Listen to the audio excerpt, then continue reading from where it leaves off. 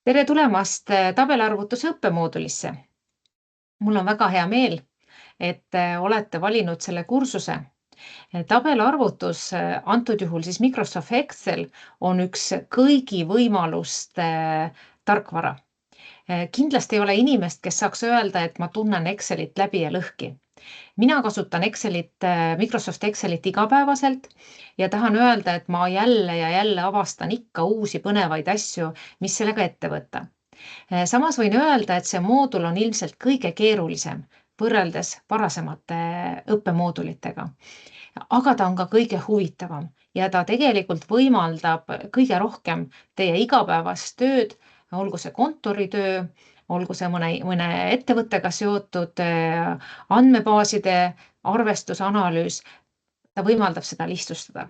Nii et ma väga-väga soovitan teil kõigil kuulata ja vaadata läbi kõik videod, mis siin kursusel on, proovida läbi teha kõik töövihikud ja kindlasti siis esitada ka arvestustöö.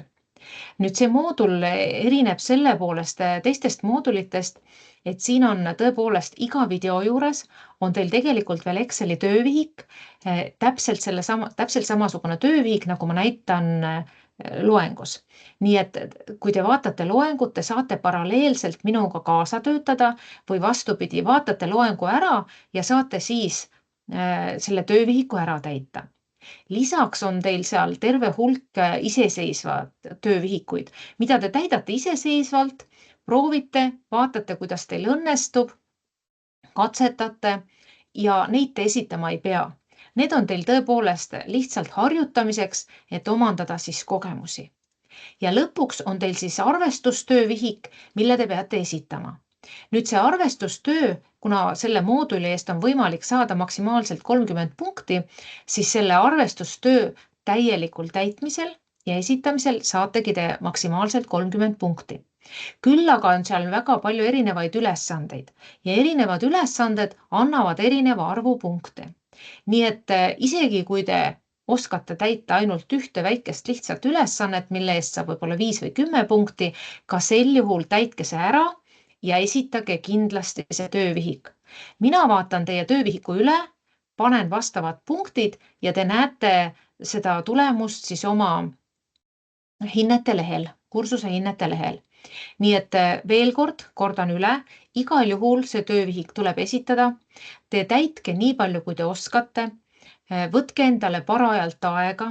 Selle töövihiku või selle mooduli läbimiseks lähebki tegelikult kõige rohkem aega. See on kursuse kõige keerulisem moodul, aga ka kõige huvitavam ja kõige kasulikum moodul. Nii et täitke ära nii palju, kui te oskate, laadige see ülesanne üles, mina vaatan selle läbi ja panen teile siis need punktid, mis selle töövihiku eest on võimalik saada. Tuletan veel kord meelde, et meil on foorum, kus te saate esitada küsimusi juhul, kui te hätta jääte. Kutsun üles ka kõiki kaasõppureid teisi aitama, ehk kui teie teate vastust sellele küsimusele, siis kindlasti kirjutage. Mina vaatan ka neid foorumi teemasid ja püüan aidata siis nii-öelda lahendada neid teie poolt esile kerkinud probleeme. Nii et veel kord, põnevat avastamist.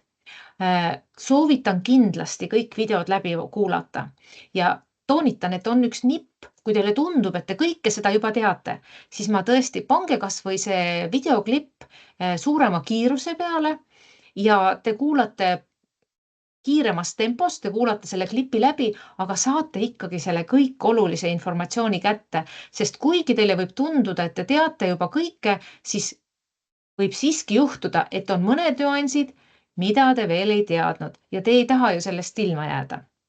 Nii et toredat nuputamist, põnevat tabeltöötlusprogrammi mooduli läbimist. Aitäh kuulamise eest!